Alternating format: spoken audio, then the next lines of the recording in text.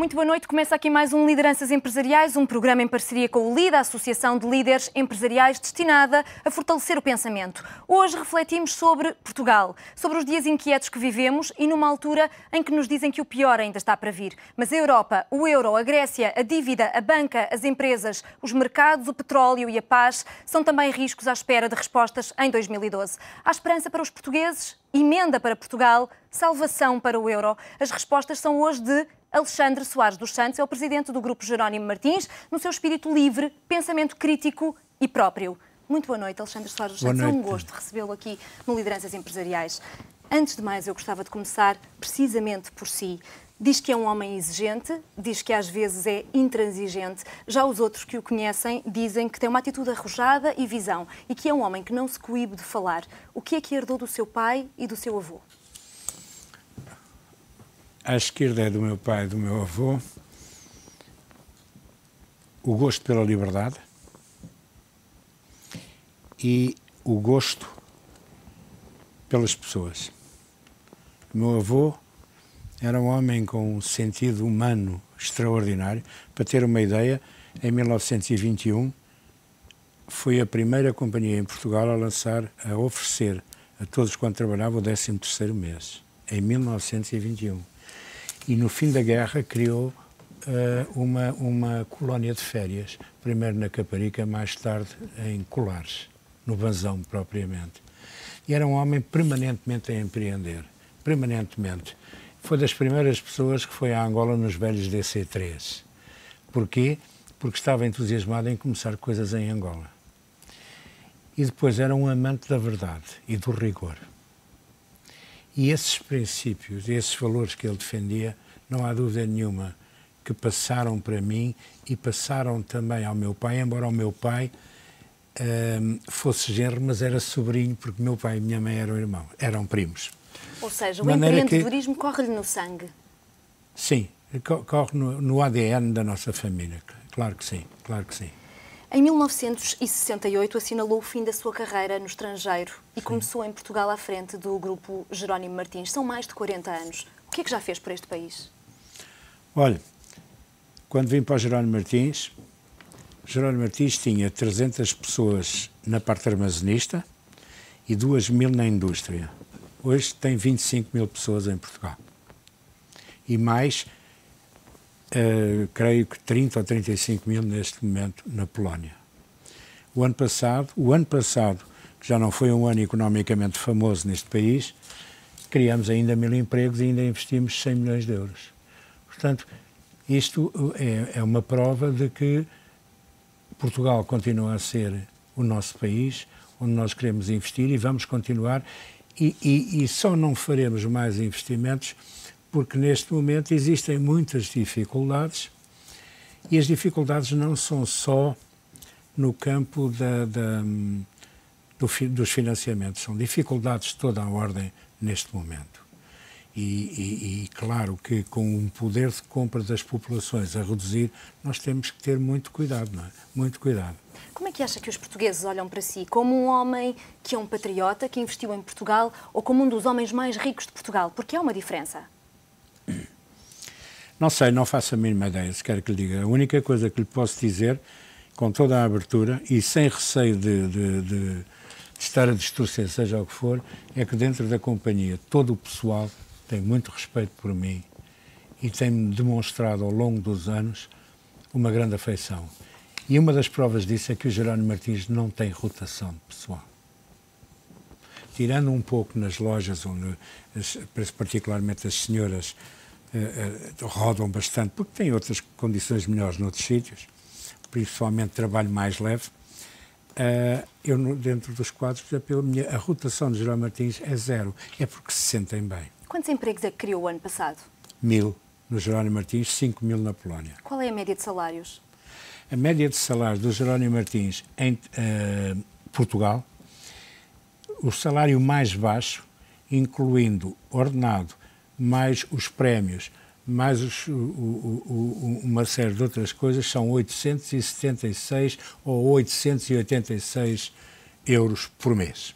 Este é o ordenado mais baixo que o Jerónimo Martins paga. E ainda tem alguns prémios? Estes 876 inclui tudo menos aquele prémio que é dado quando da Assembleia Geral, que anda à volta de 250 a 260 euros por pessoa que tenha trabalhado todo o ano.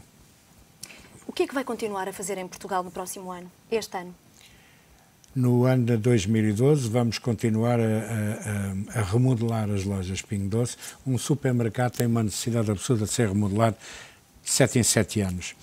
E vamos continuar a abrir algumas lojas.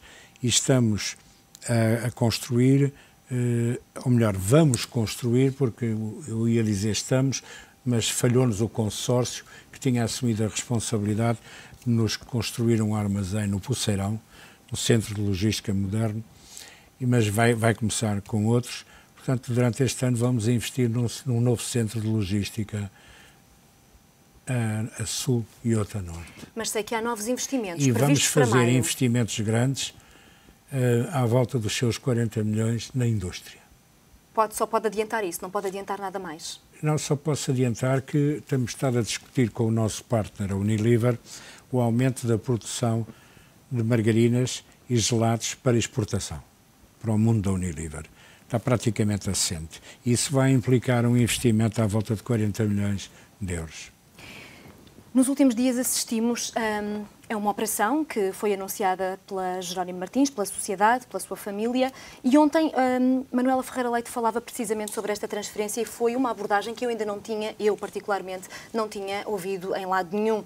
E dizia Manuela Ferreira Leite que considerava estas críticas incompatíveis, não sei se foi exatamente esta a palavra que usou, mas mais incompatíveis, ou menos, sim. Desajustadas, numa altura em que o Governo e o país pedem às empresas para exportarem, para se expandirem e para se internacionalizarem. Ora, quando uma empresa faz isso, depois é criticada. Como é que se pode entender esta dualidade de critérios? Essa dualidade de critérios vem do facto das pessoas muitas vezes não se debruçarem a estudar os problemas. Repare o caso de Jerónimo Martins. Nós saímos de Portugal. A nossa massa crítica, quando fomos para a Polónia, era pequena. E este é um dos grandes obstáculos que nós temos na internacionalização. Eu só comecei a adquirir uma dimensão interessante a partir do momento em que a Polónia se transformou num centro de vendas importantíssimo para Jerónimo Martins. Porque até lá eu estava permanentemente com dificuldades de aprovisionamento. Porquê? Porque os grandes fornecedores não viam em nós um cliente importante. Portanto, não estavam dispostos a dar condições nenhumas. A partir do momento, e depois nós começamos a lançar a marca própria, e o meu problema com a marca própria era ter fornecedores, porque o movimento era tão baixo que não interessava aos grandes fornecedores de marca própria. A partir da Polónia, tudo mudou. A Polónia transformou-se de tal maneira numa potência dentro da Polónia que presidentes de grandes companhias internacionais me telefonavam porque queriam pôr os produtos deles nas lojas. Isso deu uma volta tão grande que nós passamos a dominar e a ter os fornecedores que queríamos, com a qualidade que queríamos e ao preço que queríamos. Ou seja, o que me está a querer dizer é que se tivesse confinado a Portugal, o que é que teria acontecido ao negócio? Com o tempo, acabávamos por vender a uma empresa internacional. Ou seja, as empresas devem internacionalizar-se. Eu, com o tempo, não tinha possibilidade de competir com empresas como o Auchan e o Carrefour. E hoje tem. Porque eles trazem o produto lá de fora e o produto que vem lá de fora está integrado numa cadeia muito grande. Hoje estou à vontade. Hoje já estou com massa crítica para que me permita entrar num outro país mais ou menos do mesmo tamanho. Mas ainda não me dá a força para poder enfrentar países como o Brasil e fazer uma aquisição muito importante. Já ouvi Isto é um aspecto que muitas vezes é esquecido. Julgam que internacional é chegar. Aqui cheguei. Não é. É dificílimo. É dificílimo. Encontrar o management. Encontrar os fornecedores. Ter conhecimento do consumidor. Demora anos. Anos. E depois chega-se a um ponto em que começa a haver entre o fornecedor e nós um clima de confiança. E começam-se a fazer contratos de médio e longo prazo.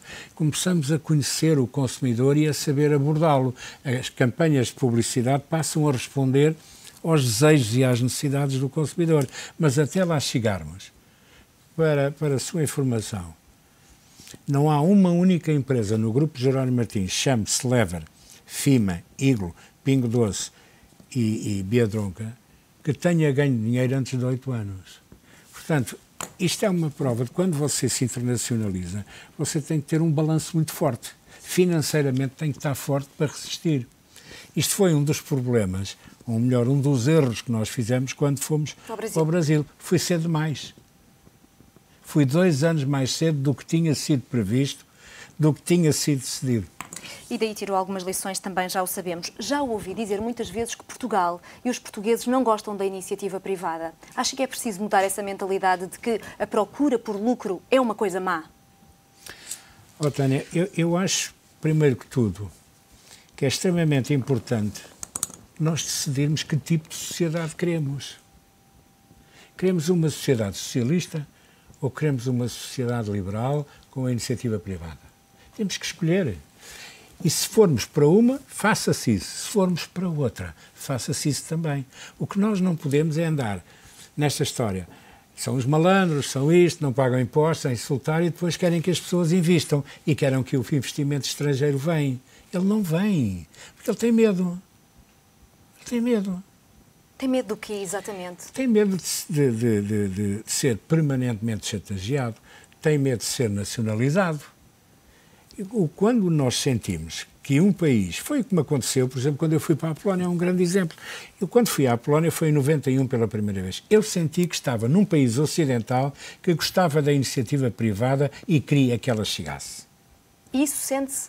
Sente-se, absolutamente. E aqui em Portugal é o contrário? Aqui em Portugal só cria dificuldades. Eu tenho um caso de uma empresa, eu já não me recordo se ela era dinamarquesa ou norueguesa, importantíssima na cultura de peixe, fish farming. E vieram falar comigo que iam fazer uma joint venture. Eu nunca andei metido neste tipo de indústria, perguntei porquê, Jerónimo Martins. Porque nós temos muito boas referências vossas, etc. E sabemos que precisamos de um partner. Mas porquê é que vocês precisam de um partner? Porque andamos há 4 anos a tentar ter um terreno na zona de Sines e ninguém decide. Está a perceber? Ora, não se decide porquê? Por incompetência? Ou por não quererem a iniciativa privada ou por não querem ser chateados? Isto tem que ser claro. É a única forma de atrairmos. O que é que, na sua opinião, tem que mudar já? O que é que este governo deveria acelerar para que não aconteçam deslocalizações e para chamar a iniciativa privada? Olha, a primeira coisa é termos um regime fiscal que as pessoas saibam com o que contam. Sabem, eu vou para ali, faço as minhas contas, vou fazer o meu investimento, o meu retorno, quero um retorno de tanto, vai demorar tanto tempo e os meus impostos vão ser estes. E aqui nunca se sabe, todos os anos mudam. Todos os anos mudam e o investidor não gosta. Ele quer saber se vai pagar 30 ou 35. Ele não se importa do montante. Não é, evidentemente, se há um país com as mesmas características que oferece impostos mais baixos, ele muda-se. Isso é lógico. Mas não é a determinante. A determinante é saber se há estabilidade, se há diálogo com o governo e se há uma constância económica, que é o que acontece na Polónia. O problema económico da Polónia é constante. Mudam os governos, mantém-se a política. E cá em Portugal não. E uma justiça que funcione rápido, que é o que acontece na Polónia, também em que a justiça funciona rápido. Mas o governo está a acelerar reformas agora. Não acredita nessas reformas? Acredito. Simplesmente tem que ter em consideração 2 fatores. O primeiro é a reação que o português tem contra qualquer mudança. Nós somos uma sociedade que não gosta de mudar nada. Nada. E veja-se sempre que algum decreto, se anuncia um decreto, ainda ninguém leu o decreto, já está todo mundo a dizer mal do decreto. O governo quer lançar os genéricos, etc., a Ordem dos Médicos vem logo a protestar. E nunca dizem porquê. Protestam. Por protestar. Porque estão contra. Mas nunca dizem porque é que estão contra. Os argumentos que normalmente se usam, se você presta atenção, repare que eles não valem nada. Estamos contra. Eu dou sempre o exemplo daquele ministro, Dr. Correia Campos. Sempre que chegava a um centro de saúde para fechar, ou por causa das urgências, ou isto, tinha uma data de gente à volta dele para dizer mal, queixar-se e tal. Substituíram o ministro, desapareceram.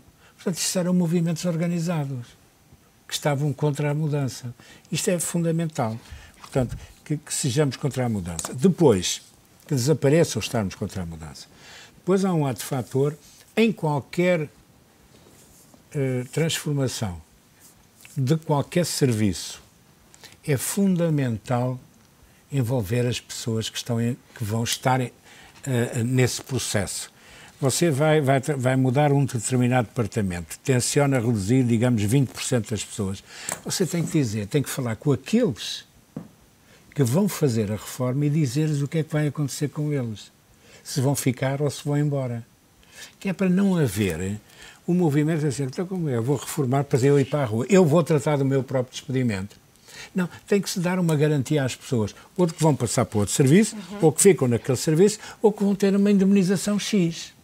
Isso replicado para o país, o que me está a querer dizer é que o Governo deve explicar, e muito bem, os sacrifícios aos portugueses, porque assim eles vão entender o que é que vai acontecer no fim do dia. O que é preciso? Primeiro explicar aos portugueses e depois, dentro de cada serviço, vamos partir de Direção-Geral de Finanças, que é aquela que não é a Direção-Geral de Comércio, não interessa. É o Ministro falar com o Diretor-Geral e depois ser o Diretor-Geral aquele que vai ser o responsável pela mudança. E ensinar-lhe, formá-lo, como é que ele vai fazer isto e como é que ele vai dialogar com as pessoas. Não adianta nada um senhor ministro chegar à televisão e dizer vamos fazer isto, se as pessoas que estão envolvidas não sabem. Resultados sabotam. O que é absolutamente normal que uma pessoa tente defender os seus interesses. Portanto, para isso, a única forma que eu conheço é dirigirem-se às pessoas, falarmos com as pessoas. Eu já passei por esse problema no Brasil, em que a Lever comprou uma grande companhia, maior do que a Lever. E teve que cortar muita gente, 1.600 pessoas em pouco mais de um ano. Tudo correu bem porque nós fomos falar com as pessoas. E as pessoas sabiam exatamente o que é que lhe ia fazer em cada serviço. E no caso de serem despedidos, quanto era a indemnização. E a indemnização era sempre acima da lei. Sempre acima da lei. Porque as pessoas iam ficar um tempo desempregadas. E no Brasil, naquele tempo, não havia o subsídio de desemprego. Mais tarde veio um outro sistema, etc. Portanto, é preciso envolver as pessoas em tudo hoje. Nós temos uma sociedade jovem... Diz que o Governo quer mudar e são as pessoas que não querem mudar. É isso? As pessoas não lhes são dito porque é que querem mudar, porque é que temos de mudar. Têm que se envolver as pessoas. As pessoas têm que estar envolvidas no processo e perceberem porquê. Acredita que Portugal vai sair do euro?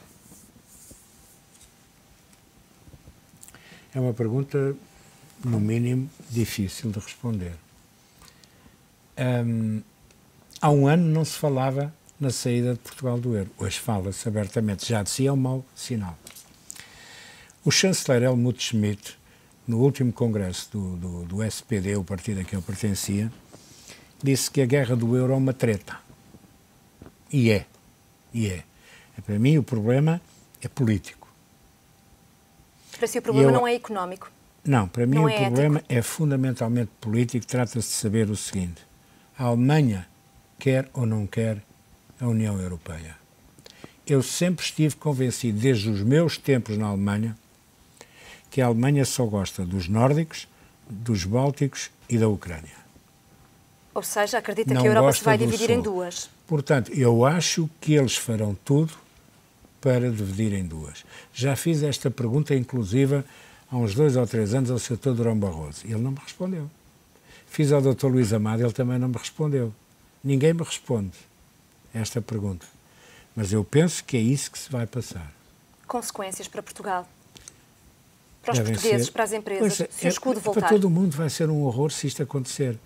Eu estive com o presidente de uma grande companhia que juntou 3 grandes companhias e dirigiram-se a um destes institutos, eu já não me recordo se é o INSEAD, se é o IMD, e só para a companhia dele, a saída do euro são 2 bilhões de fatura. 2 bilhões de euros. Uma companhia. Veja o que isto é. Portanto, isto são consequências terríveis. Mas aqui é que você tem Está que ter... preparado para isso? Se Portugal voltar ao escudo, o que é que vai acontecer? Não me fale nisso, que isso seria uma autêntica desgraça para nós. Mas não tem essa convicção? Afasta completamente esse cenário? Não tem um plano B? Não posso afastá-lo como chefe de empresa. Tem um plano B? Tenho que estar consciente de que isto pode acontecer e quais são as medidas que temos que tomar. Mas quero acreditar, muito sinceramente, que vai acabar por haver algum bom senso passadas as eleições em França, etc. E isso vai depender de quem? Vai depender de uma cimeira? Vai depender do eixo franco-alemão, do BCE, dos mercados? Parecem tantas as soluções, mas nenhuma resolução. Pois, essa história de depender dos mercados é conversa. Os mercados ou têm confiança ou não têm confiança. Portanto, se a gente conta com os mercados, temos que transmitir aos mercados confiança. E neste momento não há ninguém que transmita confiança. Os mercados não sabem. A banca, como é que está a banca europeia? Está bem? Está mal? Está péssima? Como é? Vamos investir na banca, vamos injetar dinheiro, como faz o Federal Reserve nos Estados Unidos, ou vamos deixar andar isto como está? Acha Até que deveria a senhora acontecer? Merkel... Deveria acontecer? Eu, pessoalmente, acho que era forçoso, que, e estou a falar em relação a Portugal, injetar liquidez na banca portuguesa. Eu não percebo bem porque é que não se retira da banca portuguesa a dívida pública. Porque parte do desemprego que está a acontecer em Portugal não é por crise nas empresas de ordens de venda. É porque elas não estavam habituadas mal a usar a banca para o seu fundo de maneio, para o seu capital de giro. Mas a banca investiu na dívida pública. E a banca investiu na dívida pública. Resultado, nós, por exemplo, no Jerónimo Martins, estamos a financiar fornecedores. Já financiamos vindimas, financiamos fornecedores para que eles comprem a matéria-prima. Já perdemos 22 fornecedores no ano passado e nós, quando ajudamos, não é por caridade, não. É porque nós temos uma necessidade absoluta de ter produtos nas nossas lojas. Ou seja, se não financiarem os produtores... Tenho as prateleiras vazias.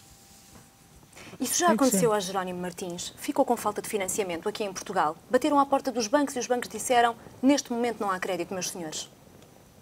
Já. Este ano?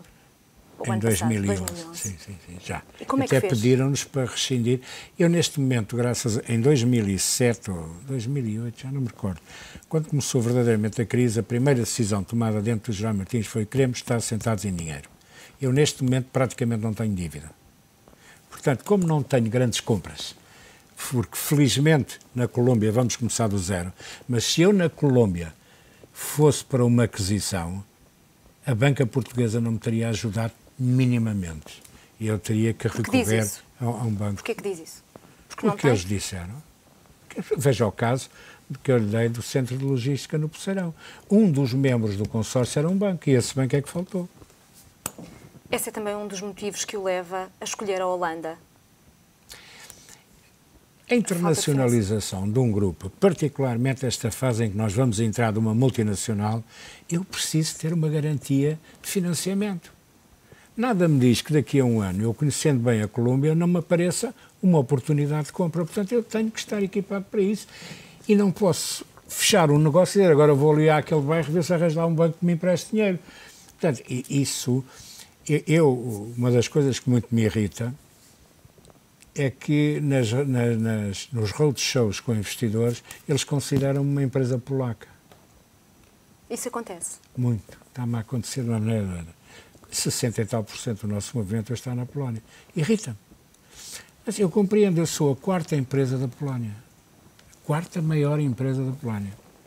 Números de 2010. Sou a 7ª empresa do leste. E estou entre as maiores 50 empresas de retalho em termos de taxa de crescimento. Portanto, eu tenho que estar preparado para isto.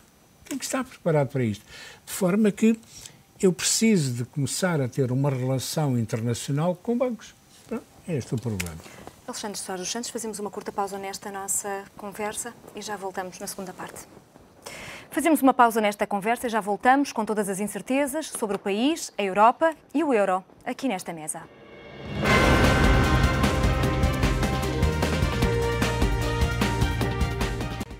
Os dias incertos de Portugal, da Europa e do euro estão hoje em perspectiva por Alexandre Soares dos Santos, o presidente do grupo Jerónimo Martins, com quem voltamos nesta altura à conversa.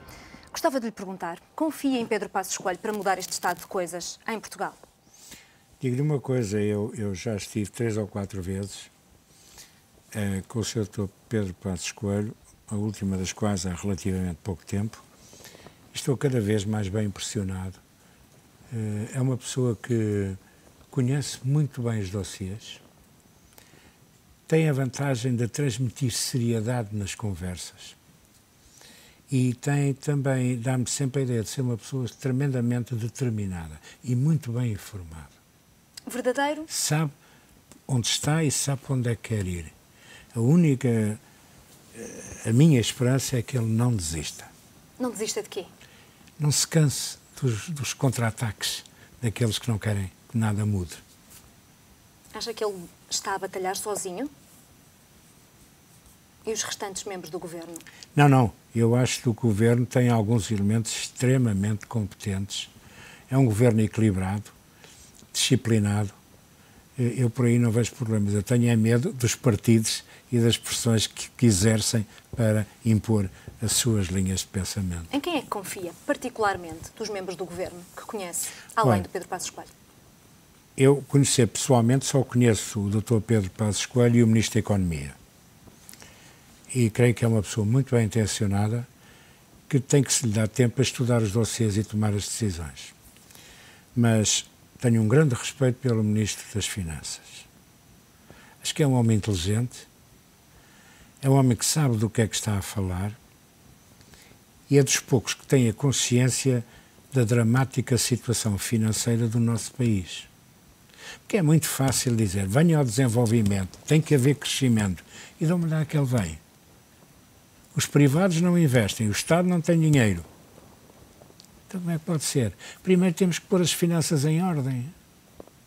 Eu creio que só se pode, na realidade, falar em crescimento a partir do momento em que as finanças estejam mais ou menos regularizadas. O que se podia ter discutido, e isso aí é uma crítica que eu faço aos FMIs e aos BCEs, você tem 3 tipos de dívida. Tem a dívida do consumo, do consumidor, tem a dívida das empresas e a dívida pública. Porquê é que teve que ser as 3 ao mesmo tempo? Porquê? Porque causaram um impacto social tão grande. Porquê é que o déficit tem que reduzir para 3% em 3 anos e não em 4 ou 5? Porquê provocar o desemprego numa Europa e ter a Espanha com 20 e tal %, Portugal com 13% e tantos outros países? Porquê criar esta agitação social que pode arrebentar?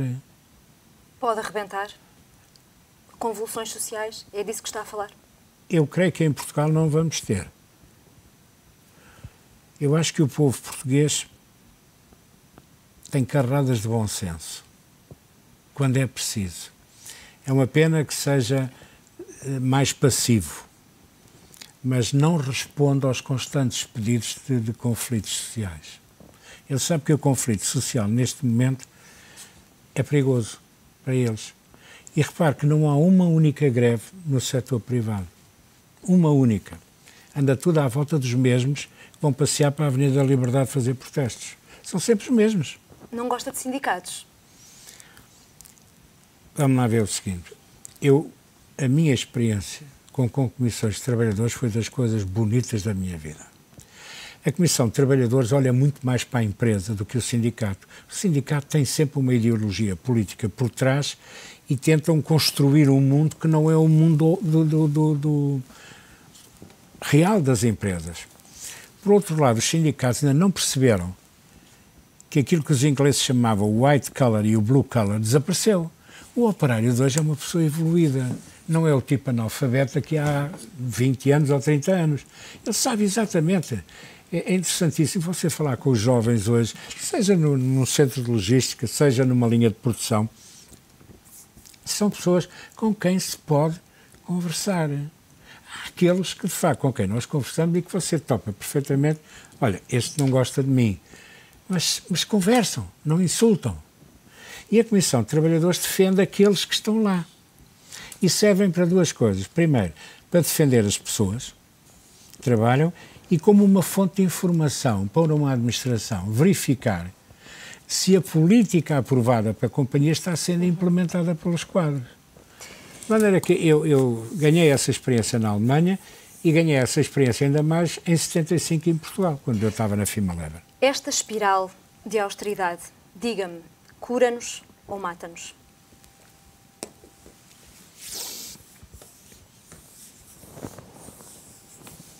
Eu não acredito que as nações morram. O que acredito é que podemos ter um período de recuperação e de anos difíceis muito maior do que aqueles que dizem que vamos ter. Acha que a forma como o Governo está a distribuir os sacrifícios tem sido de forma igualitária entre ricos e pobres? Ou pode-se dizer que, neste caso, todas as pessoas foram afetadas e feridas já por esta austeridade? É muito difícil pedir-me a mim uma opinião sobre isso. Quer dizer, se me dissesse que me deviam ter tirado o 13º e o subsídio de férias, até concordo. Acha que isso devia acontecer este próximo ano, no setor privado? Não sou contra, se for necessário. Não sou minimamente contra. Repara uma coisa, Tânia, eu não me importo de pagar impostos. Eu só quero é que os impostos que eu pago sejam bem utilizados. Foi uma coisa que raramente é feita em Portugal. Ora, se os meus impostos fossem para diminuir a nossa dívida, perfeito. Perfeito, que é para bem de Portugal e está de voltar a crescer.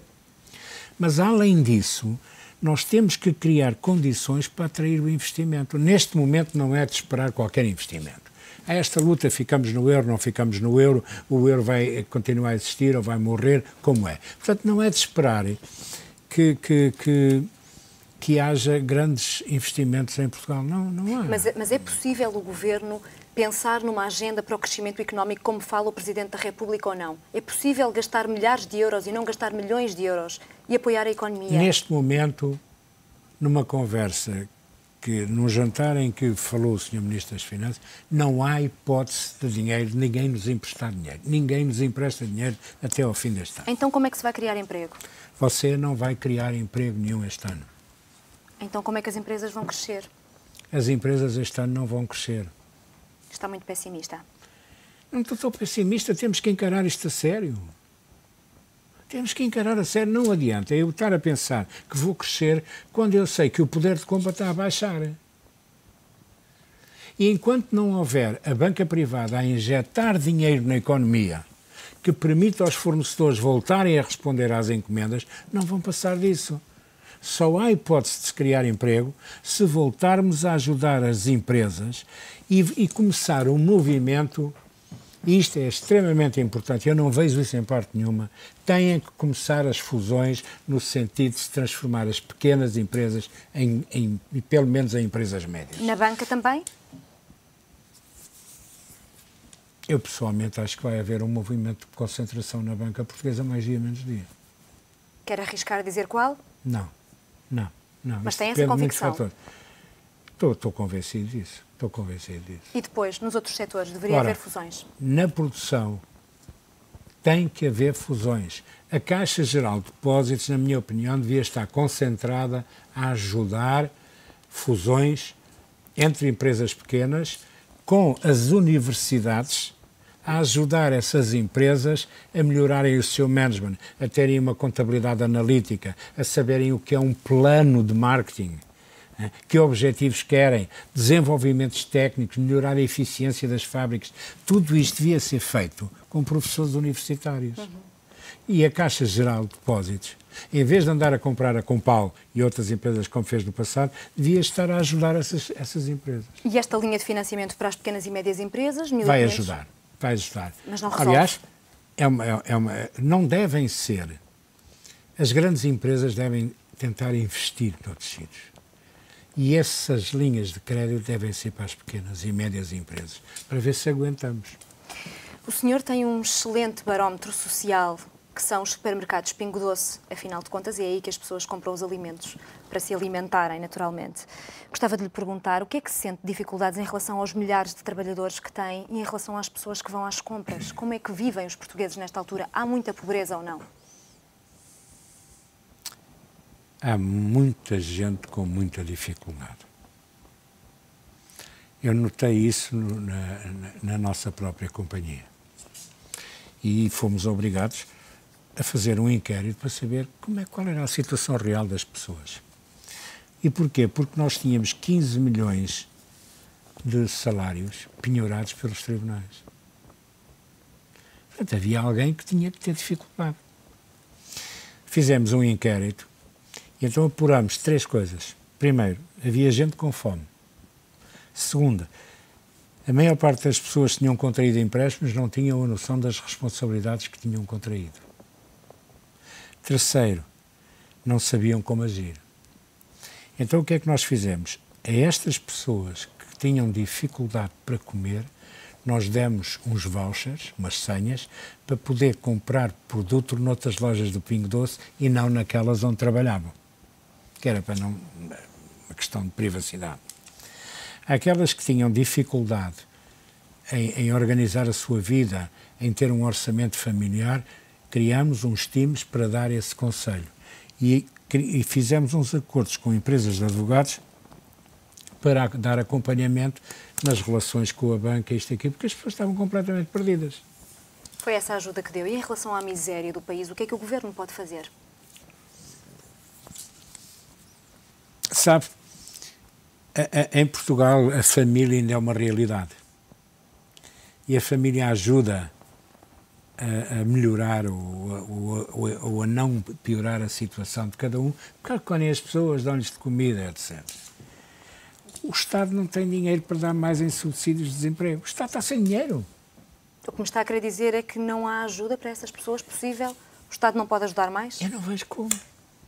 Eu não vejo como. Porque o Estado não tem dinheiro e não tem quem empreste.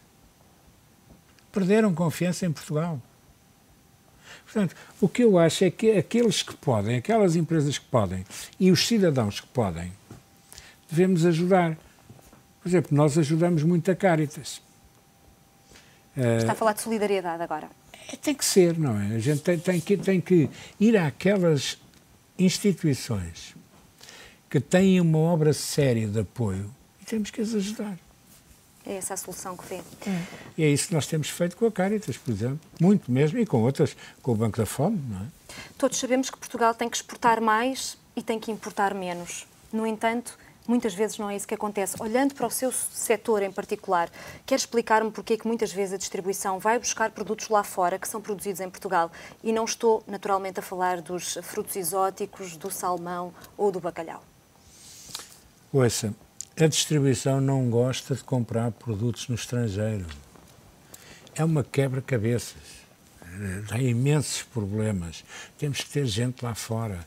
Temos que controlar a qualidade lá fora. Era preferível ter tudo cá no país. Acontece que há coisas que o consumidor quer e que o país não produz. E você tem que compreender que se o país importa, também pode exportar. Portanto, isto é two-way traffic. Portanto, nós só compramos lá fora. Quando não tem hipótese nenhuma cá dentro? Quando não há cá dentro. Mas, por exemplo, já ouvi dizer que as laranjas, o sumo de laranja do Pingo Doce, as laranjas são algarvias, mas é produzido em Espanha. Exatamente. Porquê que é produzido em Espanha? Não sei, porque o português não tem o espírito empreendedor para montar uma fábrica de sumos no Algarve. E o leite? É polaco? Não. Nós importamos bastante, à volta de 30% do que consumimos, normalmente vem de França. Mas temos um acordo com uma cooperativa que anda a discutir se investe, etc., em Porto Alegre, em que nós garantimos a compra total. E o arroz é asiático? Não sei dizer, isso é uma pergunta que eu não sei responder. Mas olha, vou-lhe contar uma história em relação... Quando o doutor Engenheiro Faria de Oliveira, não é? Engenheiro Faria de Oliveira, era Ministro do Comércio, telefonou-me a dizer que tinha um problema das laranjas do Algarve, eu tinha que o ajudar e nós ajudamos, compramos. 2 dias depois, a Inspeção das Atividades Económicas proibiu-nos de vender porque elas não estavam de acordo com a lei. E eu telefonei e disse, agora resolvam o problema. Ou seja, acha que os portugueses devem trabalhar mais e devem trabalhar melhor? E devem ter também mais atitude e ser mais ambiciosos? É interessante você dizer isso porque eu sou das pessoas que mais louva o português. Eu levei para a Polónia, no princípio, muitos portugueses, à volta de 40, alguns que não falavam minimamente qualquer língua. E fizeram um trabalho absolutamente notável ao nível de loja. Absolutamente notável, não olhavam a horas e nunca me causaram qualquer problema. Extraordinário, extraordinário. E temos isto permanentemente. Sempre que se pede qualquer coisa a mais, respondem. Há, contudo, uma camada que julga que só tem direitos. Não tem responsabilidades. Está a falar da função pública? Não, em geral, em geral, em geral. Por exemplo, na Grande Lisboa e no Algarve, 30% do pessoal que trabalha numa loja falta pelo menos 3 dias por mês. No verão. Porquê? Vão para a praia. Ou seja, trabalhar mais. Trabalhar mais. Tem que ter a consciência. Dar corda aos sapatos, como costuma dizer. É.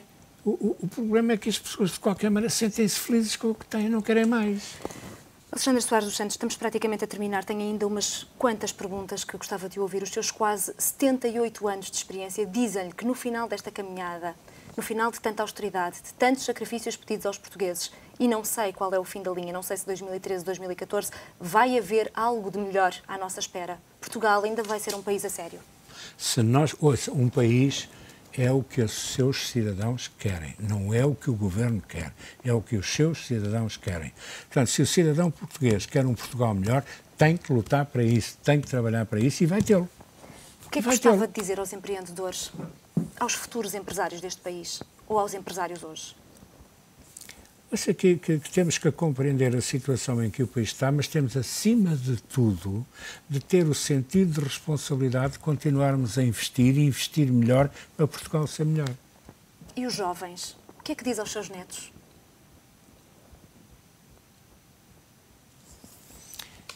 Eu sou um grande defensor da ida dos jovens para o estrangeiro uma série de anos. A minha experiência de 12 anos no estrangeiro foi absolutamente extraordinário. E eu aos meus netos estou a dizer a mesma coisa. Vocês precisam de acabar o curso e vão lá para fora uma série de anos trabalhar. Perceber o que é o mundo. O mundo não está quieto. Como eu dizia há bocado, nós portugueses vemos isto como uma aldeia e depois há a guerra dos vizinhos. Acontece que o mundo está sempre a rodar, o mundo está sempre a mudar e a mudar a uma velocidade louca. Louca. E está-se a desviar para outros sítios. Portanto, estes jovens têm que ir ver para poderem trazer para cá aquilo que de novo se passa no mundo. Aquilo que me fez entrar na distribuição foi a Unilever.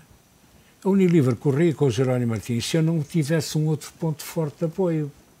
E de repente deixou de ser importante esse tal ponto forte de apoio para a defesa da joint venture com a Unilever, passou a ser uma fonte de crescimento e de desenvolvimento.